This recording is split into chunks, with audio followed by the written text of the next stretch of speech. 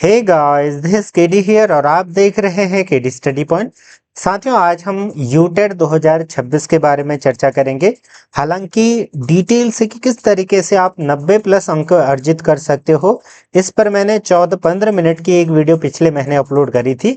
अगर आप वो सारी चीज़ें जानना चाहते हो तो उस वीडियो को जरूर देखिएगा। बाकी इस वीडियो में मैं आपको फॉर्म कब आएंगे, किस तरीके से थोड़ा बहुत आप तैयारी शुरू कर सकते हो, कौन अप्लाई कर सकता है, कितने अंक लाने हैं, सारी चीज़ों पर डिस्कस करेंगे। देखिए, सबसे पहले बात ही इस पर करते हैं कि फॉर्म आखिर कब आएंगे, क्योंकि अगर मैं फिर गोल मोल घुमाऊंगा 5-7 मिनट तो फिर आपको भी अच्छा नहीं लगेगा। जो सिर्फ ये जानना चाहते हैं कि फॉर्म कब आएगा तो वो यही देख करके फिर स्किप कर सकते हैं। तो देखिए, फॉर्म आपके आते हैं जुलाई में।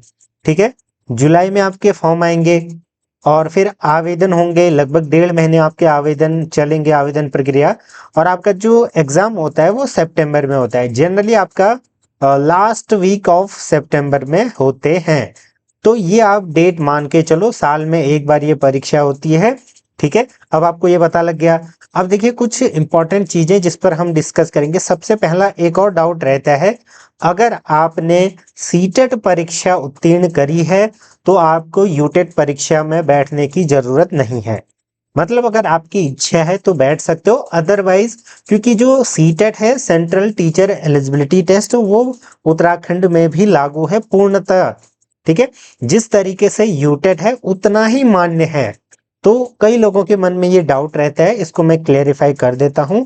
अगर आपने सीटेट पास कर रखा है ठीक ठाक, तो फिर आपको यूटेट देने की जरूरत नहीं होती है। लेकिन फिर भी अगर आप देना चाहते हो तो दीजिए, इसमें कोई नहीं रोक सकता। ठीक है, अच्छे अंक लाने हैं तब भी दे सकते हैं। ठीक है, तो ये चीज आप समझिए। यूटेट यानी कि उत्तराखंड टीचर एलिजिबिलिटी टेस्ट, ये एक पात्रता परीक्षा है जिसको पास करने के बाद आप सरकारी एग्जामों में जो भी वैकेंसीज निकलती हैं उनके फॉर्म भरने के लिए आप क्या हो पाते हो, अहर्त हो पाते हो, एलिजिबल हो पाते हो।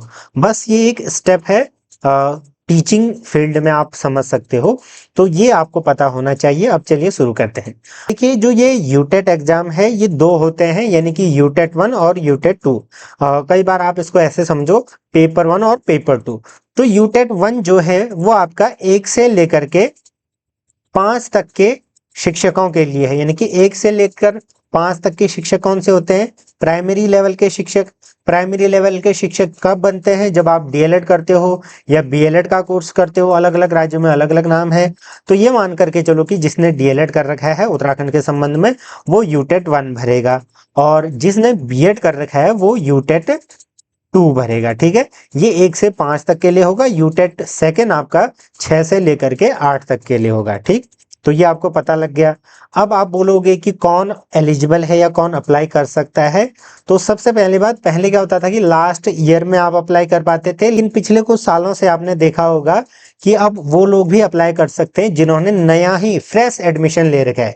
कहने का मतलब, अगर आप किसी भी टीचिंग ट्रेनिंग एग्जाम या कोर्स में एडमिशन लेते हो, जिस दिन आपका वहां पर एनरोलमेंट हो गया, आप एडमिशन ले लिया है आपने, तो उस दिन से आप एलिजिबल हो जाते हो कि आप कभी भी इस एग्जाम को दे सकते हो। तो ये क्लियर कट मैंने आपको बता दिया।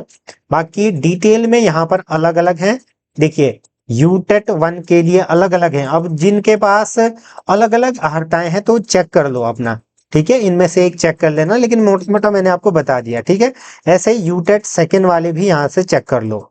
ठीक, तो वही चीज जो मैंने आपको बोला वही अलग अलग शब्दों में यहाँ पर दी हुई है। ठीक है, अब देखिए इसका एग्जाम पैटर्न किस तरीके से है। तो पहले यूटेट 1 की बात करते हैं, चाइल्ड डेवलपमेंट एंड पेडागोजी। 30 प्रश्न, 30 अंक। फिर आपका भाषा प्रथम, द्वितीय भाषा, तो 30-30 के हैं। फिर आपका आता है गणित। गणित के 30 प्रश्न आएंगे और 30 अंक आपको मिलेंगे। पर्यावरण अध्ययन यानी कि एनवायरमेंटल स्टडी, तो इसमें आपका होगा 30 प्रश्न और 30 अंक। तो कुल मिलाकर के 150 आपको ये देखने को मिल गए। ठीक है, दोनों में पासिंग क्राइटेरिया सिमिलर है, तो उसको हम लास्ट में देखेंगे। उससे पहले एक बार फिर से यूटेट सेकंड को भी चेक कर लेते हैं। तो इसमें भी वही चीज है, चाइल्ड डेवलपमेंट एंड पेडागोजी, भाषा 1 भाषा 2, यानी कि 1 2 3 तो दोनों में सेम है, बस अंतर आता है चौथे में। देखिए, अब इसमें क्या होगा कि अगर आप साइंस स्ट्रीम वाले हो तो गणित और विज्ञान के 30-30 प्रश्न देखने को मिलेंगे, यानी कि टोटल 60। और अगर आप सामाजिक अध्ययन वाले हैं यानी कि आर्ट्स ग्रुप वाले हो, तो आपका सामाजिक अध्ययन के 60 क्वेश्चन देखने को मिलेंगे। बस यही अंतर है। टोटल यहाँ पर भी कितना बन जा रहा है, 150 बन जा रहा है। ठीक है, तो ये एग्जाम पैटर्न है। अगेन अगर आपको ये जानना है कि किस तरीके से किस सब्जेक्ट का कैसे पढ़े, तो उसके लिए मैंने एक वीडियो बना रखी है, आप वो उसको देख लेना। एक सेकंड में उसका थंबनेल दिखा देता हूँ। ठीक है, तो ये उसका थंबनेल है, पिछले महीने मैंने उसको अपलोड कर रखा है। ठीक है, तो यहाँ पर मैंने आपको क्या बताया, यहाँ पर मैंने आपको दिखाया कि किस तरीके से एग्जाम पैटर्न है। अब आता है कि कितने अंक लाएं हम कि हम पास हो जाएंगे। ठीक है, तो अंक देखिए आपको कितने लाने हैं। 150 में से अगर आप अनरिजर्व कैटेगरी के हो, अनारक्षित वर्ग के हो, तो आपको लाने होते हैं 60% अंक। अब 150 का 60% कितना हुआ, 90 अंक आपको लाने हैं। ठीक है, 90 अंक आपको लाने हैं। अगर आप 90 लाते हो तो भी पास हो, 91 लाते हो तो भी पास हो, उससे ऊपर जितने ला पाओ। ठीक, बाकी आरक्षित वर्ग हो, अगर आप आरक्षित वर्ग में SC ST वगैरह हो, तो फिर आपको 40% अंक लाने होते हैं। 40% कितना हुआ, 60 अंक। 150 में से 60 नंबर लाने हैं, तो फिर आप पास कहलाओगे। अगर आप OBC वगैरह कैटेगरी से हो तो आपको कितने अंक, 50% अंक लाने होते हैं। ठीक है, तो 50% कितना हुआ, 75 अंक आपको लाने होते हैं। तो पास कितने अंक लाके होते हैं आपको पता लग गया। थोड़ा सा ये डाउट भी रहता है कई लोगों का, हालांकि ये जो फॉर्म आते हैं तो हम बताते हैं, लेकिन आप उस हिसाब से तैयारी कर सकते हो। भाषा प्रथम और द्वितीय कैसे चूज करें, तो पहली जो भाषा होती है आपकी प्रथम भाषा, वो आपके टीचिंग की होती है, यानी कि आप हिंदी या अंग्रेजी में से कोई एक चूज करते हो। ठीक, इसका लेवल थोड़ा ठीक ठाक आता है। उसके बाद जो द्वितीय भाषा आएगी वो आपकी हिंदी, अंग्रेजी, संस्कृत, इनमें से हिंदी, अंग्रेजी, संस्कृत एवं उर्दू में से कोई एक आपको चूज करनी पड़ती है। तो भाषा का मैंने आपको बता दिया, बाकी तो आपको साफ साफ दिख रहा होगा। और कितने अंक लाने हैं वो भी मैंने आपको बता दिया, यहाँ पर वैसे लिखा हुआ है, तो पूरा आप इसको चेक कर सकते हो। ठीक, उत्तराखंड जो स्वतंत्रता संग्राम सेनानी, भूतपूर्व सैनिक के लिए भी यहाँ पर देख लो। तो ये चीज आपको यहाँ पर समझ में आ गई होगी। फिर बात आती है कि इसकी वैधता कितनी होगी। भाई इसकी जो वैलिडिटी है, ठीक है, कब तक ये वैलिड रहेगा, तो आजीवन ये वैलिड रहेगा, यानी कि एक बार पास करो फिर दोबारा देने की जरूरत ही नहीं है। लेकिन अगर आप नंबर इंप्रूव करना चाहते हो तो दे सकते हो, हालांकि उसका कोई मतलब रहता नहीं है। ठीक, ये चीज है। बाकी हर साल आता है फॉर्म, मैंने आपको बता दिया। ठीक, आजीवन रहती है, ये पूरा बता दिया मैंने आपको। अब जो शुरुआत में ही मैंने आपको बता दिया था, ताकि आपका दिमाग उस चीज पर ना अटके रहे। सीटेट अगर आपने कर रखा है तो कोई जरूरत नहीं है, क्योंकि यहाँ पर ये लागू होता है, तो सेम क्राइटेरिया यहाँ पर है। ठीक, ये चीज है।